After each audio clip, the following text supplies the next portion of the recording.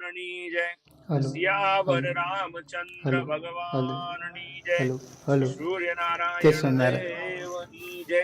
શ્રી ઉમાપતે મહાદેવની હલો જય. Hello Shri hello Umiya માત કી જય. શ્રી વિઘ્ન વિનાયક દેવની જય. શ્રી કાષ્ટભંજન દેવ હનુમાનજી મહારાજની જય. શ્રી 500 પરમહંસની જય. આદિ આચાર્ય શ્રી અયોધ્યા પ્રસાદજી મહારાજની જય. જય સ્વામિનારાયણ. દરેક વાલા હરિભક્તોને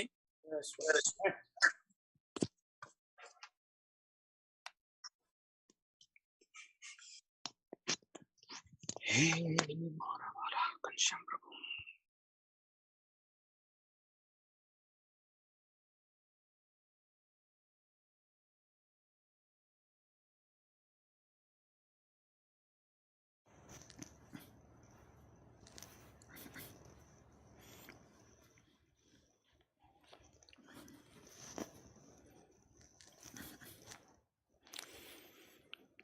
ભવસંભવભીતિભેદનમ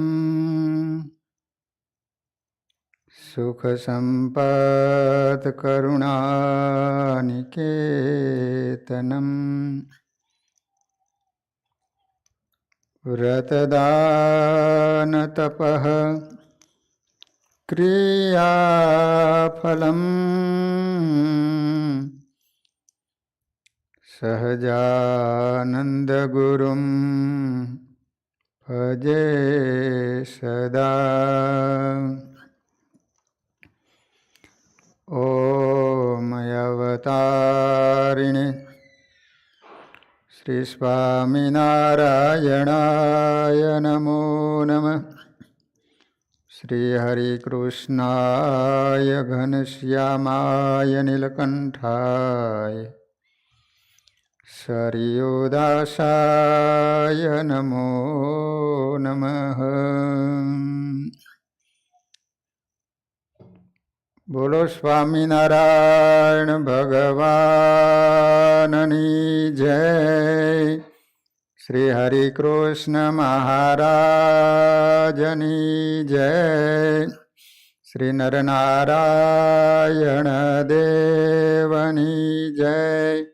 શ્રી લક્ષ્મીનારાયણ દેવની જય. શ્રી રેવતી બળદેવજી મહારાજની જય.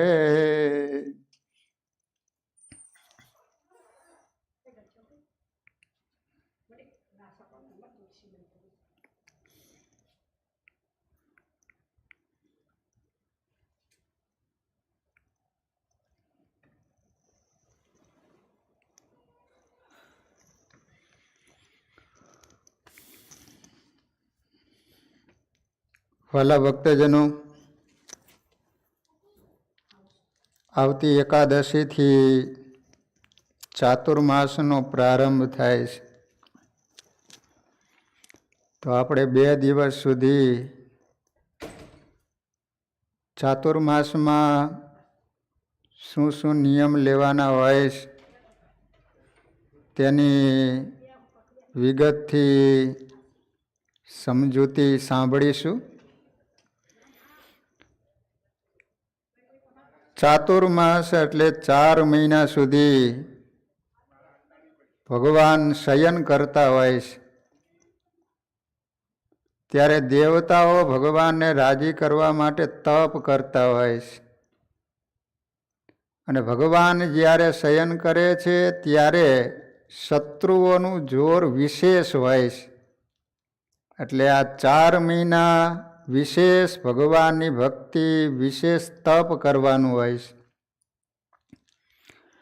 4 મહિના એટલે અષાઢ સુદ એકાદશીથી કારતક સુદ એકાદશી, આ 4 મહિના જે વિશેષ ભગવાનનું તપ અને ભક્તિ કરવાનું હોય એને ચાતુર્માસ કહેવામાં આવે છે.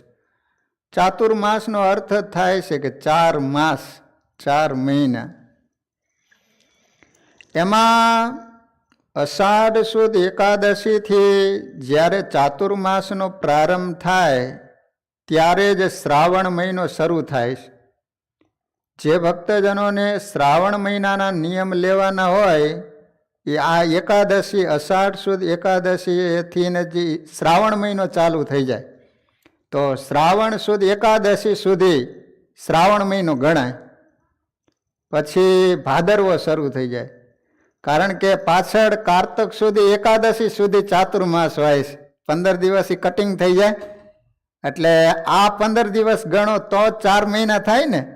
એટલે શ્રાવણ માસમાં તમારે જે નિયમ લેવાનું હોય એ નિયમની શરૂઆત અષાઢ સુદ એકાદશીથી શરૂ કરી દેવાની. તે શ્રાવણ સુદ એકાદશી સુધી એ તમારે શ્રાવણ મહિનાનું નિયમ 1 મહિના સુધી એકટાણા કરવા હોય તો એકટાણા કે જે કાંઈ શ્રાવણ માસના નિયમ હોય એ તમારે અષાઢ સુદ એકાદશીથી શરૂ કરી દેવાના. તે શ્રાવણ સુદ એકાદશીએ તમારો શ્રાવણ મહિનો પૂરો થઈ જાય. શિક્ષાપત્રીમાં પણ સ્વામિનારાયણ ભગવાને આજ્ઞા કરી છે કે વિશેષ નિયમો ધાર્યસ ચાતુર્માસ્યે ખિલેરપી એકસ્મિન શ્રાવણે માસી સત્વ શક્તિસ્તુ માનવેહી.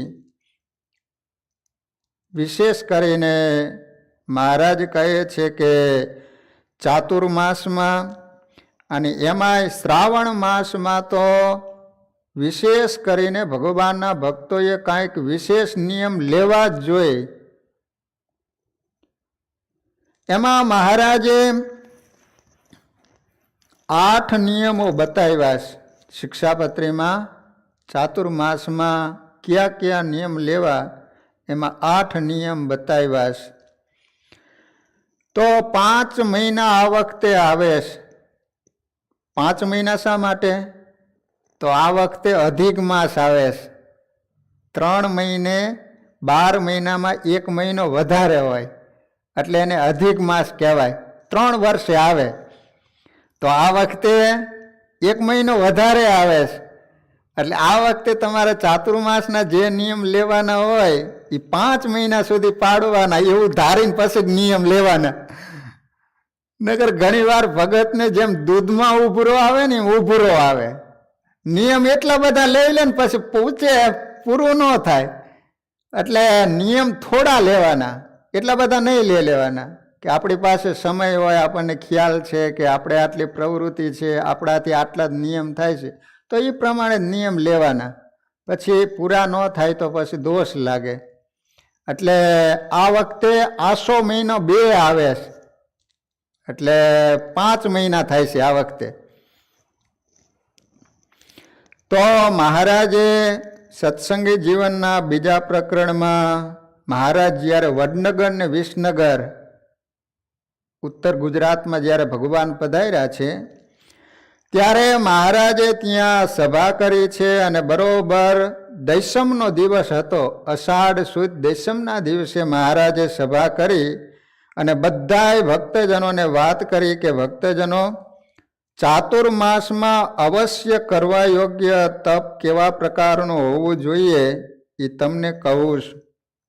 નેત્ર આદિ 5 જ્ઞાનેન્દ્રિયો અને 6ઠું મન તેની એકાગ્રતા કેળવવી, ભગવદ પરાયણ થવું આ સર્વોત્તમ તપ કહેલું છે. જો મોટામાં મોટું તપ હોય ને તો કયું તપ બતાવ્યું?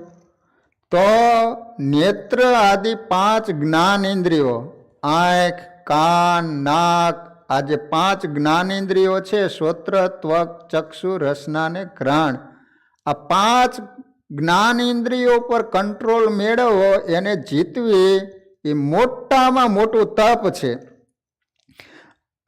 5 જ્ઞાનેન્દ્રિયો અને 6ઠું મન એની એકાગ્રતા કેળવવી અને ભગવદ પરાયણ થવું એ સર્વોત્તમ તપ કહેલું છે.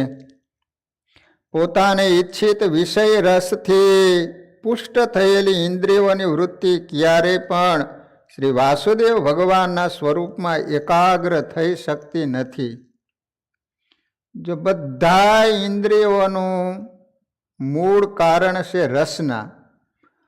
રસના ઉપર તમારો જો કંટ્રોલ આવી જાય તો બાકીની ઇન્દ્રિયો તમારા કંટ્રોલમાં આવી જાય.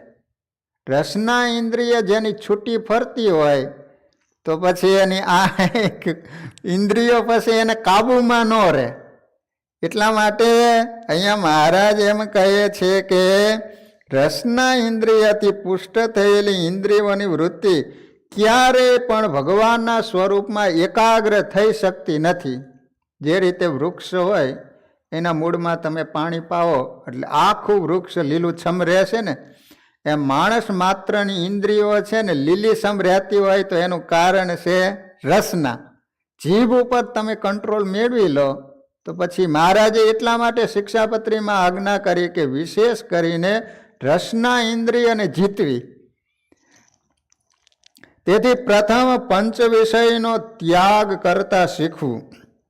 એ ભક્તજનો, 5 જ્ઞાન ઇન્દ્રિયોના વિષય સંબંધી રસોની મધ્યે આ જીવા ઇન્દ્રિયોનો રસાસ્વાદનો વિષય રસ મુખ્ય મનાયેલો છે. તેથી તપશ્ચર્યા કરતા પુરુષોએ પ્રયત્નપૂર્વક ઉપવાસ કરીને તેને જીતવો.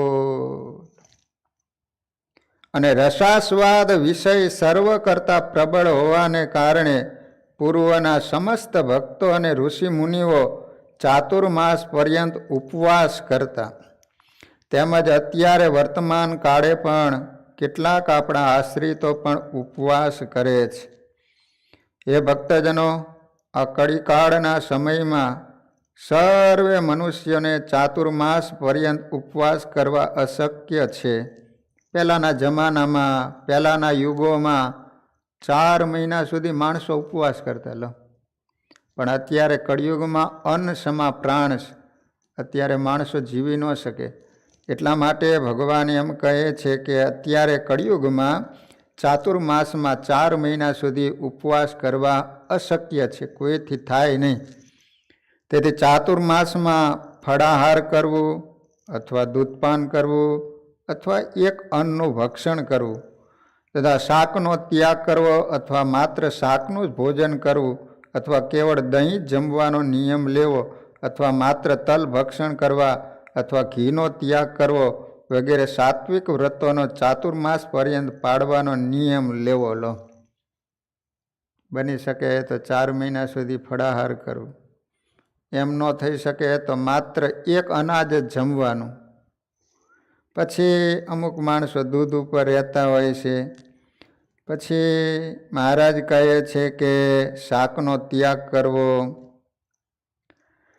હે ભક્તજનો, શ્રાવણ માસમાં શાક ન ખાવું. શ્રાવણ મહિનામાં ભાદરવા માસમાં દહીં ન લેવું. જો આ વિજ્ઞાનની સાથે આપણા ઋષિમુનિઓએ કેટલા બધા પ્રયોગ કરેલા હશે. કારણ કે દહીં તમે ભાદરવા માસમાં ખાવો તો સંભવ છે કે એ વખતે તમને રોગ થાય. એટલા માટે ચાતુર્માસમાં એમાંય ખાસ ભાદરવા મહિનામાં તો દહીં ખવાય જ નહીં. એટલા માટે મહારાજ કહે છે કે 1 મહિના સુધી નિયમ લેવાનું. ભાદરવા માસમાં દહીં નહીં ખાવાનું, શ્રાવણ મહિનામાં શાક નહીં ખાવાનું, અષાઢ સુદ એકાદશીથી શ્રાવણ સુદ એકાદશી સુધી શાક નહીં ખાવાનું. પછી શ્રાવણ સુદ એકાદશીથી ભાદરવા સુધી એકાદશી સુધી દહીં નહીં ખાવાનું. આસો મહિનામાં દૂધનો ત્યાગ કરવો. એનું કારણ એવું હોય છે કે એ વખતે બધાય પશુ છે ને એ વિહાવાના એન્ડ ઉપર હોય છે. એટલે દૂધ છે ને એ પછી એટલું બધું પૌષ્ટિક નથી હોતું. એટલા માટે અહીંયા મહારાજ એમ કહે છે કે આસો મહિનામાં દૂધનો ત્યાગ કરો. 1 મહિના સુધી દૂધ નહીં પીવાનું. કાર્તિક માસમાં તુવેર આદિ દ્વિદળનો ત્યાગ કરવો. દ્વિદળ એટલે જેના ફાડિયા થતા હોય, મગ છે, ચણા છે, તો એને દ્વિદળ કહેવાય.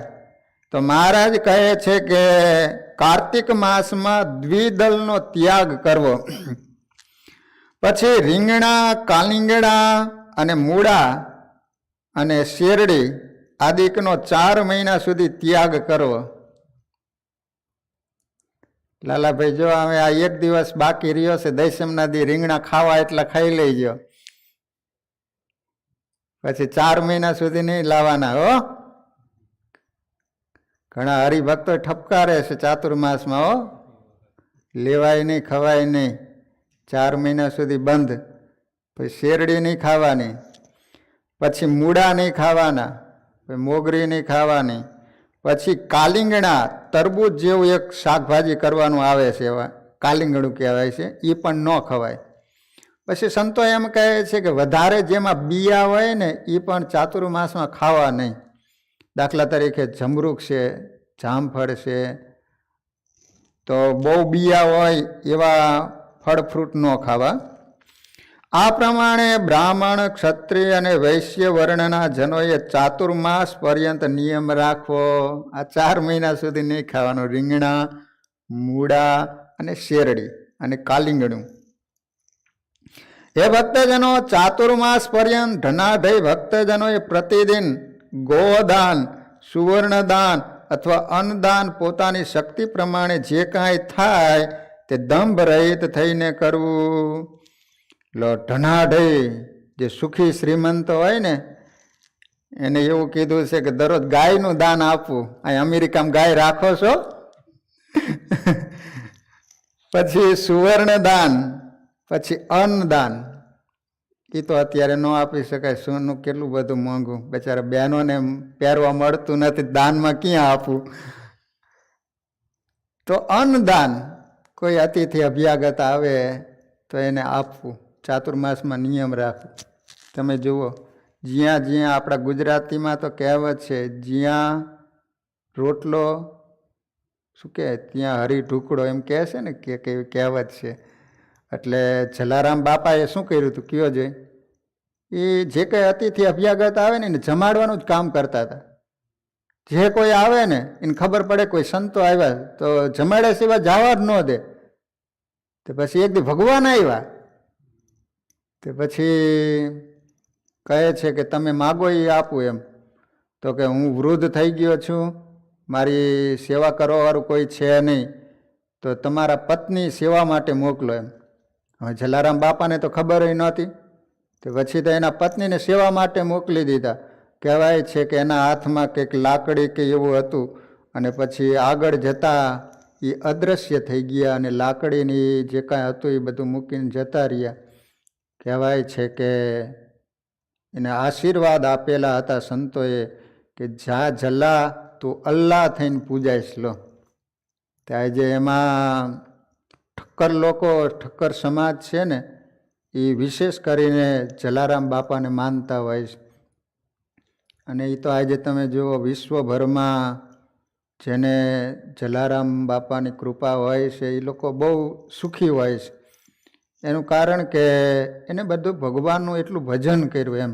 બાકી તો એ ભગત હતા, ભગવાન નહોતા, પણ છતાંય માણસો ઓવરફ્લોમાં જતા રહે એટલે એ રીતે માનતા હોય છે. પણ જલારામ બાપા તો ભગત જ હતા. તો એનું કારણ બુધેજની અંદર ખોડાભાઈ હતા, એમને ત્યાં નીલકંઠ વર્ણી આવ્યા. એનું કારણ શું? તો ખોડાભાઈ સદાવ્રત ચલાવતા હતા. જે કોઈ આવે એને જાહેર આપતા, જાહેર ઓલી કાચલી નાળિયેરની આવે ને એ ભરીને આપે. તે નીલકંઠ વર્ણી આવ્યા. તે ભગવાન કહે છે કે અમે આ ક્યાં લોટ કરીને પકાવીને ખાઈએ, એના કરતાં તૈયાર હોય આપો ને. તો એની માં ઘરે હતા, રડિયાતબેન એનું નામ. એ કે અમારો નિયમ એટલે નિયમ, અમે બધા જાહેર જ આપીએ છીએ એમ. પણ કહે છે કે અમે ક્યાં બધું તૈયાર કરવા, તૈયાર હોય તો કંઈક આપો ને. તે ન જ આપ્યું. તે પછી ઓલી જાહેર મુઠ્ઠી ભરીને આપી ને તે ભગવાને લીધી, અને પછી ભગવાન ત્યાંથી નીકળી ગયા. પછી ગામના પાદરમાં ઓલા પંખીઓ ચણતા હોય છે, કબૂતર. તે ભગવાને એ જુવારનો આમ ઘા કર્યો પંખીઓને.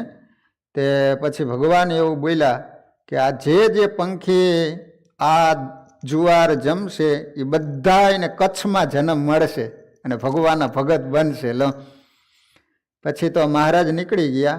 પછી ખોડાભાઈ કાંઈ કામ પ્રસંગે ગયા છે, ત્યાં ઘરે આવ્યા ને તે કંકુના પગલાં જોયા. માને કહે છે કે માં કોણ આવ્યું તું? તો કે એક હુક લકડી હતું જેનું શરીર, અને આમ જુઓ તો કપાળમાંથી તેજ નીકળતું હોય એવા તો તેજસ્વી હતા.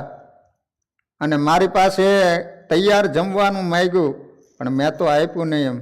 અને ખોડાભાઈ કહે છે કે માં, જેના માટે આપણે સદાવ્રત કર્યું છે સ્વયં ભગવાન આવ્યા હતા અને તમે એને ખાવાનું ન આપ્યું એમ.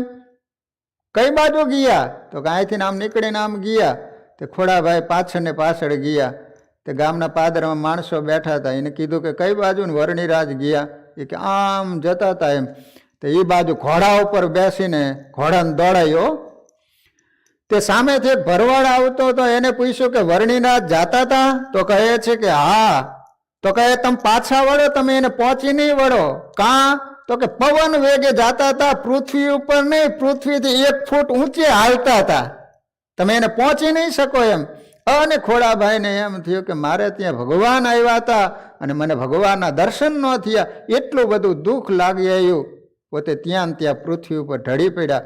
એ વખતે નીલકંઠ વર્ણી એને દર્શન આપીને કીધું કે ખોડાભાઈ ચિંતા કરોમાં, તમારે ત્યાં 1 વખત નહીં 7 વખત અમે પધારશું એમ.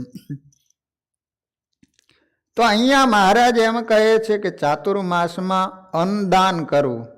અન્નદાન છે ને, તમે માણસને ગમે એટલા રૂપિયા આપો તો સંતોષ ન થાય, પણ અન્નદાન છે ને, તમે ખાવાનું આપો તો એનું પેટ ભરાય એટલે તરત જ એને આમ ઓટકાર સંતોષ થઈ જાય કે આપ્યું એમ.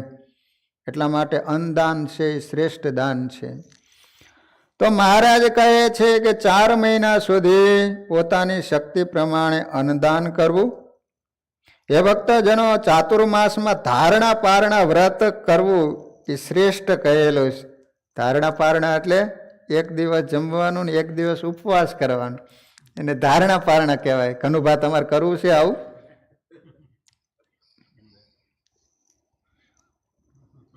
તો આ વ્રત મહાફળને આપનારું છે. તેથી ગ્રહસ્થ તથા ત્યાગીઓએ કરવું શક્ય હોવાથી અવશ્ય કરવું. લો, ભગવાન કહે છે કે આ શક્ય છે ખરું, થાય ખરું, એટલે કરવું. આ ધારણા પારણા વ્રત સર્વોત્તમ હોવાથી પુરુષોએ તથા સધવા વિધવા સ્ત્રીઓએ યુવાન અવસ્થા હોય તો વિશેષપણે અવશ્ય કરવું. યુવાન અવસ્થા જેની હોય ને, તો મહારાજ કહે છે કે એને તો ખાસ ધારણા પારણા વ્રત કરવું, જેને કારણે ઇન્દ્રિયો કંટ્રોલમાં આવી જાય. લો, એ ભક્તજનો, બ્રહ્મચર્ય વ્રત આદિક નિયમો છે સર્વ તપના અંગભૂત છે. જો કોઈ પણ તમે વ્રત કરો તો એ વ્રતનું ફળ તો ત્યારે જ મળે કે એ વખતે ખાસ બ્રહ્મચર્યનું પાલન કરવું પડે. એકાદશી રહ્યા હોય, હરિજયંતિ રહ્યા હોય, પૂનમ હોય કે કોઈ પણ તમે વ્રત કરતા હોય તો અહીંયા મહારાજ એમ કહે છે કે એ વખતે ખાસ બ્રહ્મચર્ય વ્રતનું પાલન કરવું. તેથી તે નિયમોને તો સર્વે નિયમોની સાથે અવશ્ય પાળવા. જો બ્રહ્મચર્ય આદિ વ્રતનું પાલન ન કરે અને કેવળ તપ કર્યા કરે તો એ કેવળ શરીરનો પરિશ્રમ છે, કેવળ તમે ભિખારિયા કહેવાય, પણ એનું તમને યોગ્ય યથાર્થ ફળ ન મળે. તેને વ્રતનું ફળ કાંઈ પણ મળતું નથી. વ્રત કરનારા મનુષ્યના શરીરની સામર્થ્યને ધ્યાનમાં રાખીને બ્રહ્મવૈવર્ત આદિ પુરાણોમાં ચાતુર્માસમાં કરવા યોગ્ય વ્રતોના અનેક પ્રકારો બતાવ્યા છે. તે વ્રતો પણ કરવા. બ્રહ્મવૈવર્ત નામનું એક પુરાણ છે, એની અંદર શું શું વ્રત કરવા એના ખૂબ વિસ્તાર બધો બતાવ્યો છે. એ ભક્તજનો, સકામી કે નિષ્કામી પુરુષે ચાતુર્માસમાં કરવા યોગ્ય વ્રતનું અવશ્ય પોતપોતાની શક્તિને અનુસારે પ્રયત્નપૂર્વક કરવું. તેમાં સકામી મનુષ્ય પોતે ઈચ્છેલા તે વ્રતનું ફળ અવશ્ય પામે છે. જો મહારાજ કે ચાતુર્માસમાં સકામી હોય કે નિષ્કામી. સકામી એટલે તમને કાંઈ ફળની ઈચ્છા હોય, દાખલા તરીકે દીકરો ન હોય તો દીકરાની ઈચ્છા હોય, દારિદ્ર્યપણું આવી ગયું હોય, વ્યવહારમાં આપણે સુખી બની આવી ઈચ્છા હોય તો એને સકામ કહેવાય. નિષ્કામ એટલે માત્ર ને માત્ર એક ભગવાન રાજી થાય એવી ઈચ્છાથી કરતા હોય. તો મહારાજ કે આ 2 પ્રકારના ભક્તો છે તો બંને એ કરવું. જો તમે સકામી હશો, કાંઈક ફળની ઈચ્છાથી કરતા હશો તો એ ફળની પણ પ્રાપ્તિ થશે, અને તમને માત્ર ને માત્ર ભગવાનને રાજી કરવા માટે કરશો તો ભગવાન રાજી થશે. એટલે બંને પુરુષોએ કરવા, સકામી હોય તોય ભલે અને નિષ્કામી હોય તોય ભલે. તેમાં સકામી મનુષ્ય પોતે ઈચ્છેલા તે વ્રતનું ફળ અવશ્ય પામે છે, અને નિષ્કામી મનુષ્યો ઉપર ભગવાન શ્રી વાસુદેવની અવશ્ય પ્રસન્નતા થાય, એમાં કોઈ જાતનો સંશય નથી. એ ભક્તજનો, બ્રહ્મચર્યાદિ નિયમોની સાથે પાલન કરેલા વ્રતોની જ્યારે સમાપ્તિ થાય ત્યારે ભગવાનની અવશ્ય મહાપૂજા કરવી.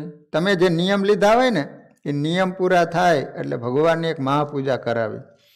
ચાતુર્માસમાં અમુક ગ્રસ્તો હોય છે એ મહિને મહિને મહાપૂજા કરાવે. ચાતુર્માસમાં 4 મહિનામાં 4 મહાપૂજા થાય. તથા સાધુ બ્રાહ્મણોને મિષ્ટાન ભોજન જમાડીને તૃપ્ત કરવા. તમે નિયમ લીધા હોય, નિયમ પૂરા થાય ત્યારે ખાસ બ્રાહ્મણોને જમાડવા, મંદિરમાં ભગવાનના થાળ કરાવવા. આ પ્રમાણે કરવાથી સમગ્ર વ્રતના ફળની નિશ્ચય પૂર્ણ રીતે તમને પ્રાપ્તિ થાય છે. હવે ચાતુર્માસમાં અનુષ્ઠાન કરવા યોગ્ય સામાન્ય વ્રતનું નિરૂપણ મેં તમારી આગળ કર્યું. હવે મારા આશ્રિત તમારે વિશેષપણે પાલન કરવા યોગ્ય વ્રતોનું નિરૂપણ કરવું. એ ભક્તજનો, અષાઢ સુદ એકાદશીને દિવસે શરૂ થતા ચાતુર્માસના નિયમ પ્રથમ ભગવાન શ્રી કૃષ્ણની મૂર્તિ સમક્ષ ઊભા રહીને ગ્રહણ કરવા. જો હવે નિયમ કઈ રીતે તમારે ધારણ કરવાના, ગ્રહણ કરવાના, તો સવારે જ્યારે ભગવાનની પૂજા કરો અથવા તો ભગવાનના મંદિરે આવતા હોય તો પછી ભગવાનની સન્મુખ ઊભા રહી અને ભગવાનને કહેવાનું, પ્રાતઃકાળે પવિત્ર નદી આદિમાં સ્નાન કરી સ્વધર્મ પાલનમાં દ્રઢ નિષ્ઠાવાળા ભગવાન શ્રી કૃષ્ણના ભક્તની આગળ ભગવાનને એક રાજી કરવા નિયમ ગ્રહણ કરવો. એ ભક્તજનો, નિયમ ગ્રહણ કરતી વખતે આ 2 મંત્રો બોલવા.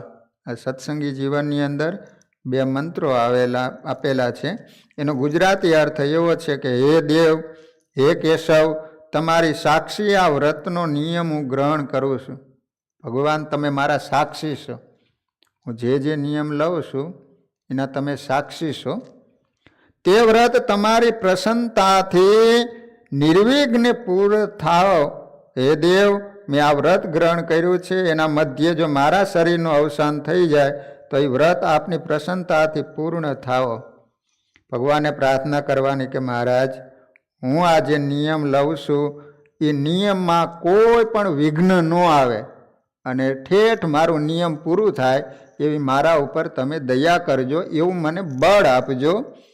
બીજું, સતાનંદ સ્વામી એવું લખ્યું છે કે આ વ્રત તમે લીધું હોય અને વચમાં કદાચ તમારી આયુષ્ય પૂરી થઈ ગઈ અને કદાચ ધામમાં જતા રહ્યા તો પછી મહારાજને કહેવાનું કે મહારાજ, મેં જે નિયમ લીધું છે ને વચમાં કદાચ મારું શરીર છૂટી જાય, હું ધામમાં જતો રહું, તો મારો નિયમ તમે પૂરું માની લઈજો.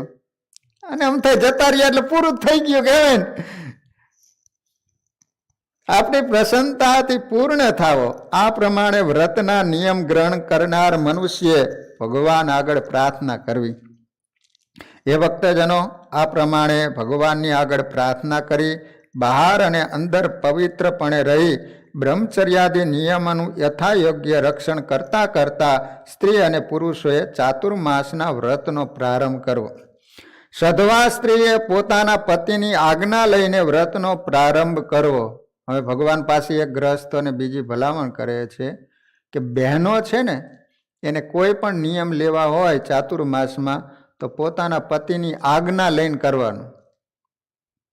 પાછું એટલું કીધું કે એનો પતિ જો કુસંગી જ હોય તો પછી એને પૂછવાની જરૂર નહીં. હા, ભગવાનનો ભગત હોય, આપણને ખબર જ હોય કે આપણે નિયમ લઈશું એ આજ્ઞા આપશે જ એમ. પણ એવો હોય ભગવાનનો ભગત ન હોય ને કુસંગી હોય ને ઓલી ભગવાનની ભગત હોય, પછી ચાતુર્માસ આવે ને એના પતિને એમ કહે કે મારે આ નિયમ લેવું, તો ઓલો તો મારો મરદ ના જ પાડે. તો મહારાજ કહે છે કે તો એનું વચન નહીં માનવાનું, પણ બંને ત્યાં સુધી બહેનોએ જે નિયમ લેવા એ પતિને વાત કરી, પતિની આજ્ઞા લઈ અને વ્રતનો પ્રારંભ કરવો. પરંતુ ઘરમાં કલહ કરીને સ્વતંત્રપણે વ્રતનો નિયમ ન લેવું, પછી ઝઘડો થાય ને. અને વિધવા સ્ત્રીઓએ પણ પોતાના પિતા, ભાઈ, પુત્ર આદિકની આજ્ઞા લઈને વ્રતનો પ્રારંભ કરવો. હવે આ વિધવા સ્ત્રીઓની વાત કરી. જેનો પતિ છે એ તો પતિની આજ્ઞા લઈને કરે, જેનો પતિ ન હોય અને એવા બહેનો હોય તો એને શું કરવાનું? તો અહીંયા મહારાજ એમ કહે છે કે એના પિતા હોય, બને ત્યાં સુધી કદાચ કોઈક દીકરીઓ પતિ વહી ગયા હોય પછી પિતાની સાથે રહેતા હોય, અથવા તો ભાઈ હોય એની સાથે રહેતા હોય, અથવા તો એનો દીકરો હોય તો પછી એને વાત કરવાની કે આ ચાતુર્માસમાં આ રીતના મારે નિયમ લેવાશે એમ. આદિકની આજ્ઞા લઈને વ્રતનો પ્રારંભ કરવો. એ ભક્તજનો, ગ્રહસ્થ અને ત્યાગીઓએ પણ પોતપોતાની યોગ્યતાને અનુસારે વ્રતને ગ્રહણ કરવું અને કારતક સુધી એકાદશી સુધી નિરંતર પ્રેમથી એનું પાલન કરવાનું. પ્રેમથી, વેઠથી નહીં કે આ કોઈક ઠપકાય ઈચ્છા નહોતી ને કરવું પડે એમ નહીં. મરતા મરતા કાન હલાવી બોઘીણું ન ફરતે, પ્રેમથી કરવાનું એમ.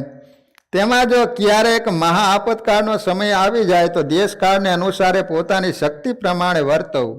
આપતકાળ એટલે દાખલા તરીકે તમે નિયમ લીધો છે અને તમે બીમાર પડી ગયા, ઊભા થવાની પણ શક્તિ ન હોય, તો પછી એમાં દોષ ન હોય, પછી તમારા વ્રતનો ભંગ ન થાય. તો મહારાજ એમ કહે છે કે આપતકાળ આવી જાય તો દેશકાળને અનુસારે પોતાની શક્તિ પ્રમાણે વર્તવું. જો તો ધર્મશાસ્ત્રો અને આપણા ઋષિ મુનિઓ એમ હાવા અજડ નહોતા કે આમ જ કરવું પડે એમ નહીં. તમે જો કેવી છૂટી આપી દીધી કે શરીર છે, કદાચ બીમાર પડી ગયો તો પછી એમ નહીં કે મારે એ કરવું જ જોઈએ એમ. તમારી શરીરની પછી જેવી શક્તિ હોય એ પ્રમાણે, તો એમાં પછી દોષ ન લાગે એમ, તમારો નિયમ તૂટે નહીં. કારણ કે અંતર્યામી આપણા ઈષ્ટદેવ શ્રી કૃષ્ણ ભગવાન બધું જ જાણે છે. એ ભક્તજનો, શ્રીમદ ભાગવત પુરાણનું પ્રતિદિન શ્રવણ કરવું. ચાતુર્માસમાં ખાસ ભગવાનના ભક્તોએ શિક્ષાપત્રીમાં પણ આજ્ઞા કરી છે કે 4 મહિના સુધી ભગવાનની કથા સાંભળવી. અહીંયા મહારાજ એમ કહે છે કે ભાગવત આદિ પુરાણોનું પ્રતિદિન શ્રવણ કરવું. આપણે હોય તો એકાદ વચનામૃત વાંચવાનો નિયમ લેવો, શિક્ષાપત્રીનો પાઠ કરવાનો નિયમ લેવો, ગુણાતીતાનંદ સ્વામી, ગોપાળાનંદ સ્વામીની વાતો વાંચવી, અથવા ભક્ત ચિંતામણીનું દરરોજ એક પ્રકરણ વાંચવું. આ 4 મહિનામાં કંઈક ને કંઈક વાંચવાના નિયમ લેવાના જ. એક ગ્રંથ પૂરો કરી દેવાનો, એમાં વચનામૃત તો વાંચવાનું જ ભગવાનના ભક્તજનોએ. એકાદશી આવે ને, બધાય ભક્તજનોને અહીંથી જ હું નિયમ આપી દઉં છું. અને આ 4 મહિના સુધી આપણે કૌત ગેમમાં લગભગ વચનામૃત ઉપરથી પ્રશ્નો નીકળશે. દરરોજ 2 વચનામૃત ઉપરથી પ્રશ્નો કાઢશું. એટલે તમારા અઠવાડિયામાં એ 2 વચનામૃત તો ખાસ વાંચવા જ પડશે. એટલે ભક્તજનો, આ 4 મહિનામાં આખું વચનામૃત વાંચી નાખવાનું. 273 વચનામૃત છે. એટલે 4 મહિનાના કેટલા દિવસ થાય? 120 દિવસ થાય ને? હા, તો તમારે 2 વચનામૃત વાંચવા પડે તો તમારા પૂરા થાય. પછી મોટું હોય તો 1, નાના હોય તો 2. એટલે તમે ચાતુર્માસમાં 1 વચનામૃતની પારાયણ થઈ જાય. અને અત્યારે તો આપણે ગુટકા એવા આવ્યા છે, એમાં મોબાઈલ એમાં છે. તમારે સવાર પૂજા કરો ને ત્યારે જ વાંચી લેવાનું. કે 5 મિનિટ થાય વાંચતા, વચનામૃત વાંચતા. મોટું હોય તો થોડીક વાર લાગે. એટલે પછી શું આપણને સમય મળે ન મળે, ભૂલાઈ જવાય, પ્રવૃત્તિમાં ગ્રસ્તોને તમને ખબર જ હોય કેવું, પછી યાદ આવે કે ન આવે. એના કરતાં ખાસ પૂજામાં જ રાખવાનું. તમે પૂજા પૂરી થાય એટલે વચનામૃત વાંચ લેવાનું, પછી જ ઊભા થવાનું, તો તમારું નિયમ રહે. એટલે મહારાજ કહે છે કે 4 મહિના સુધી કોઈક શાસ્ત્રોનું શ્રવણ કરવું. આખા દિવસમાં નિયમ રાખવાનું કે અડધી કલાક ભગવાનની કથા સાંભળવાની. અત્યારે તો તમે જોવો છો યુટ્યુબમાં ગમે તે સારા વક્તા હોય ને, તો અડધી કલાક સારા શાસ્ત્રોની કથા સાંભળવી. તેમની કથાનું વાંચન કરવું, એનો પાઠ કરવો, અને તે શ્રવણ આદિક વ્રતની સમાપ્તિ થાય ત્યારે એ વ્રતનું અનુષ્ઠાન કરનાર વક્તાનું પોતાની શક્તિને અનુસારે ધન વસ્ત્રાદિક અર્પણ કરીને પૂજન કરવું. ગામડામાં શું થતું ખબર હે? શ્રાવણ મહિનામાં આખો મહિનો કથા હાલે.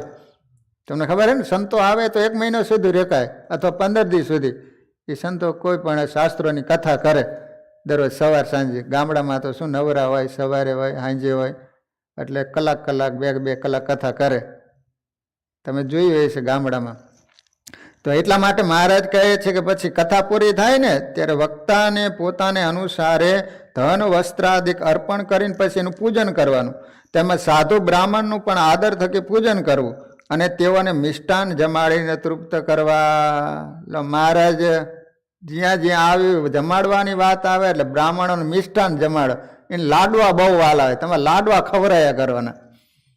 અહીંયા બ્રાહ્મણો છે કે નહીં? અહીંયા તો આપણે બ્રાહ્મણો ઓછા હશે અમેરિકામાં તો.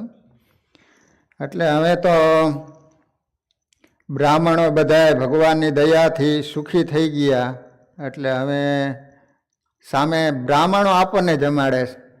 હવે એવું થઈ ગયું, કારણ કે ભગવાનની દયાથી, ભગવાનના આશ્રયના કારણે અત્યારે બ્રાહ્મણો દેશ વિદેશમાં અત્યારે તો ભણી ગણીને બધા યુવાનો બહુ તૈયાર થઈ ગયા. મોટી મોટી લાઈનો ઉપર અત્યારે ભગવાનની દયાથી ખૂબ સુખી બન્યા. હવે કોઈ એવા બ્રાહ્મણ નથી કે પોતાની આજીવિકા માત્ર કર્મકાંડ ઉપર ચાલતી હોય એમ. અને કર્મકાંડમાં આપે શું? એટલે હવે તો એ બધું સંસ્કૃત છોડી જ દીધું. હા, એટલે મહારાજ એટલા માટે કહે છે કે તેઓને મિષ્ટાન જમાડીને તૃપ્ત કરવા. જો કથાનું વાંચન પોતે જ કરેલું હોય કે પારાયણ પાઠ પણ પોતે જ કરેલો હોય તો એ વ્રતની સમાપ્તિમાં ભગવાન શ્રી નારાયણની વ્રતની સ્થિતિને પમાડનારી મહાપૂજા કરવી અને સાધુ તથા બ્રાહ્મણોની પૂજા કરીને એને જમાડીને તૃપ્ત કરવા. પોતે પોતાની રીતે જો વાંચતો હોય તો મહારાજ કે છેલ્લે મહાપૂજા કરાવી અને બ્રાહ્મણોને જમાડવા. એ ભક્તજનો, શ્રવણ, કીર્તન અને પાઠ આ ત્રણેય વ્રતો પુણ્યની વૃદ્ધિ કરનારા હોવાથી આદરપૂર્વક અવશ્ય એનું પાલન કરવું. એક તો કથા સાંભળવી, બીજું ભગવાનના કીર્તન કરવા, પછી પાઠ, જનમંગલના પાઠ છે કે એવા જે પાઠ ઘણા બધા આવે છે. તો આ ત્રણ છે ને મહારાજ કહે છે કે પુણ્યની વૃદ્ધિ કરનારા હોવાથી 4 મહિના સુધી ભગવાનના ભક્તોએ આ ખાસ નિયમ લેવાના.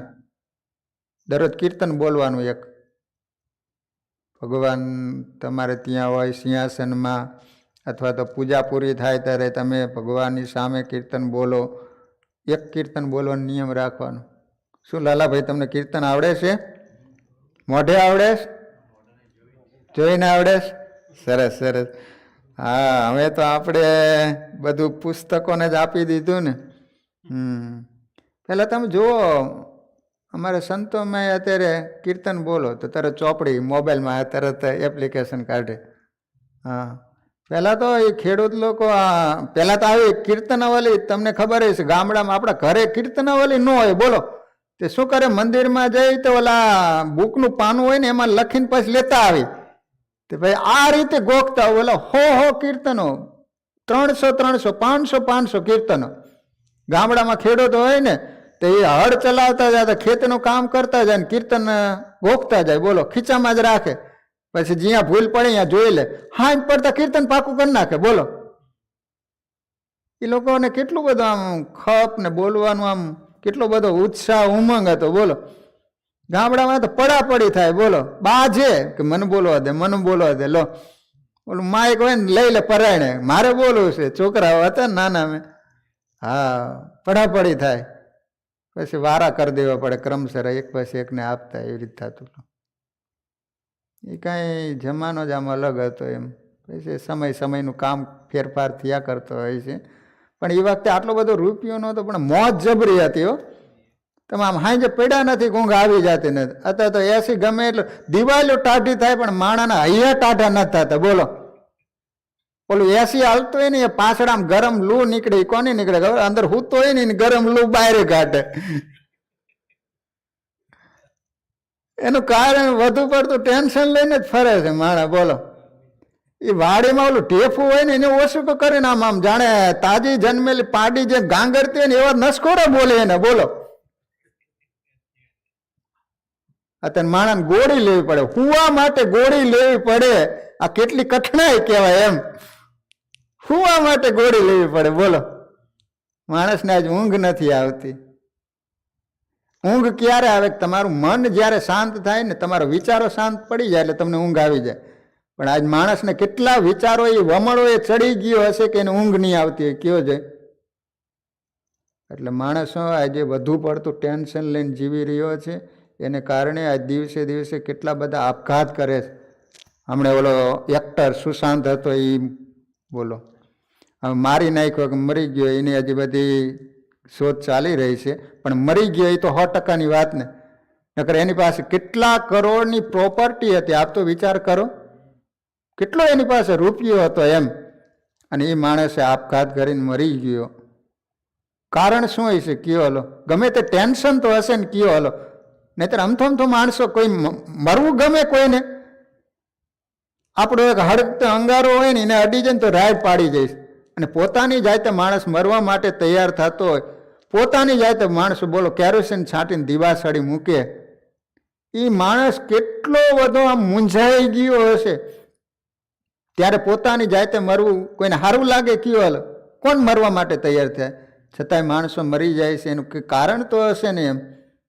એનું કારણ એક જ છે કે એને ભગવાનનો આશ્રય નથી, સત્સંગ નથી, અને માત્ર મનોરંજન માટે જે સમય ફાળવી રહ્યા છે ને, 100% એવી વ્યક્તિ છે આપઘાત કરતી હોય છે.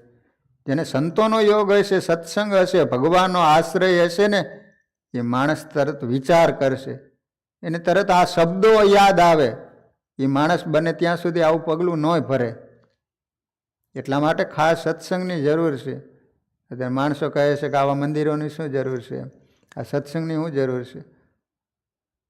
આમથા આપણા સંતો એમ કહેતા કે આ કંઈ કથામાં બેઠા હોય ત્યારે એમ નહીં માનવાનું કે આપણે નવરા બેઠા છીએ. ગુણાતીતાનંદ સ્વામી કહે છે કે જન્મ મરણ લખ 84, એના ઉપર આપણે ચોકડી તાણે મારીએ છીએ. લો, સ્વામી કહે છે કે શબ્દોની હારમાળ કરી રાખવી. સ્વામી કહે છે કે કોઈ બેન કૂવા પડવા જતી હોય તો સામે 4-5 માણસો મળી જાય તો પછી બેનને કૂએ ન પડવા દે. એમ માણસ જ્યારે પાપને રસ્તે ચાલે છે ત્યારે કથામાં બેઠેલો માણસ કથા સાંભળેલી હોય ને, એ શબ્દો આપણને આમ રોકે ત્યારે એને વિચાર તો આવે જ.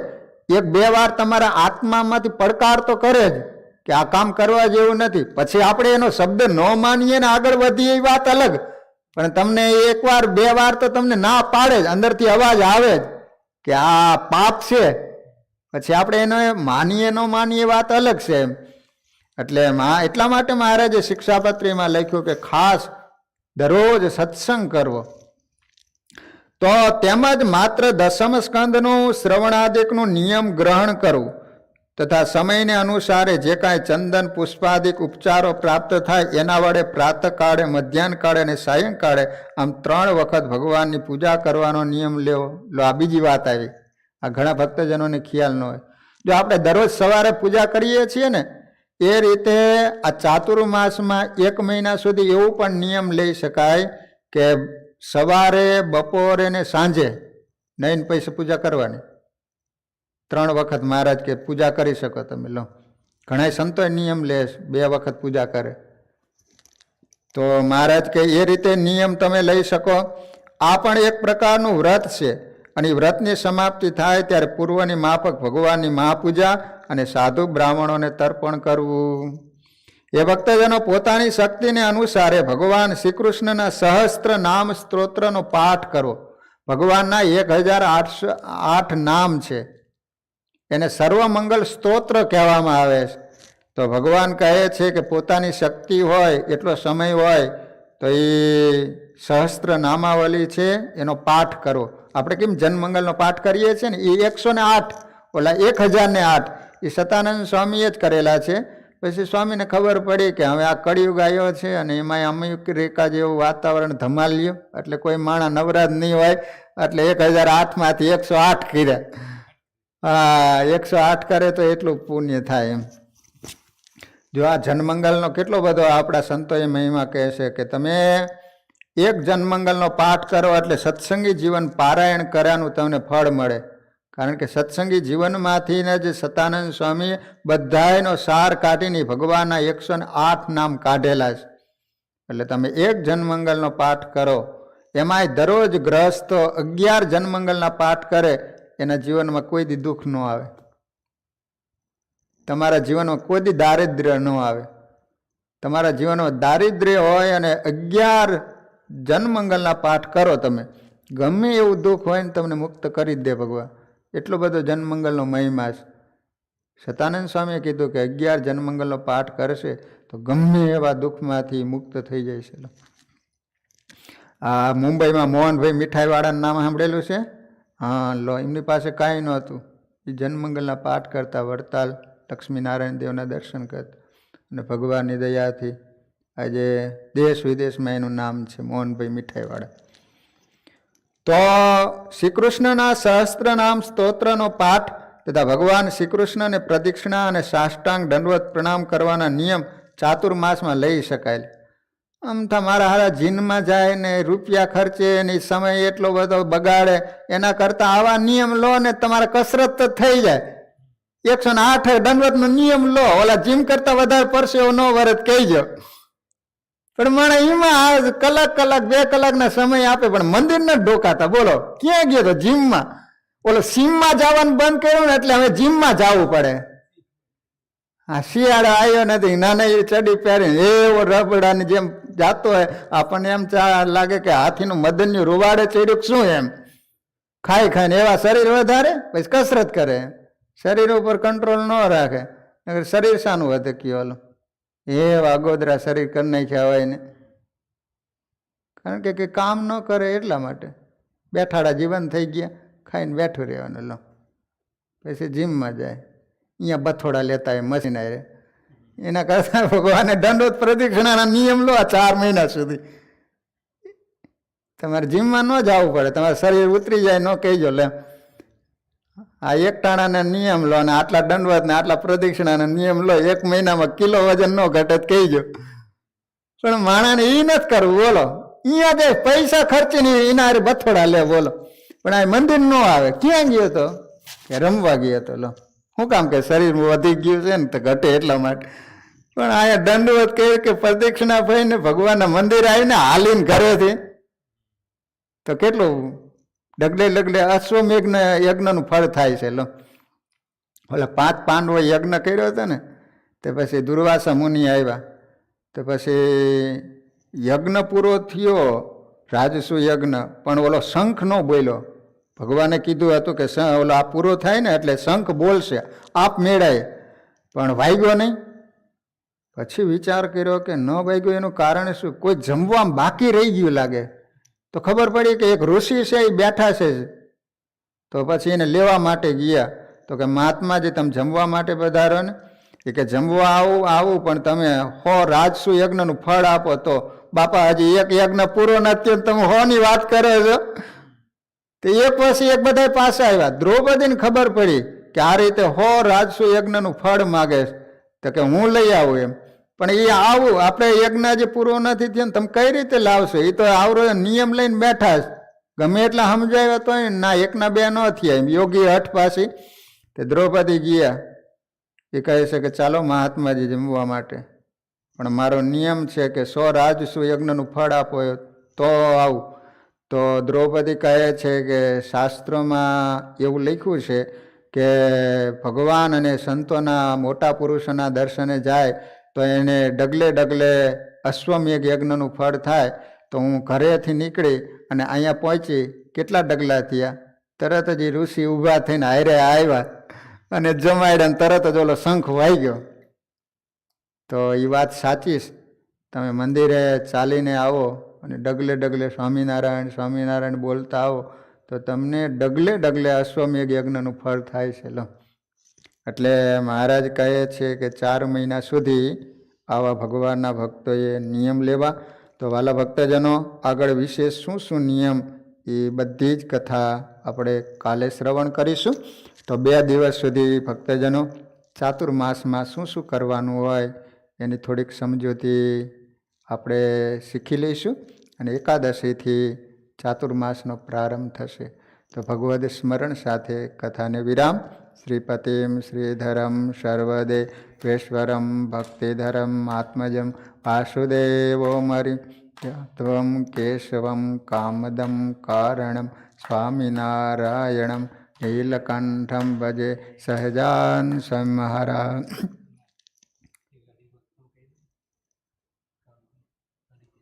હા, એક હરિભગત તરફથી $51 આપ્યા હતા અહીંયા હરિકૃષ્ણ મહારાજને હરિજયંતિ તરફથી. સ્વામિનારાયણ સ્વામિનારાયણ સ્વામિનારાયણ સ્વામિનારાયણ સ્વામિનારાયણ સ્વામી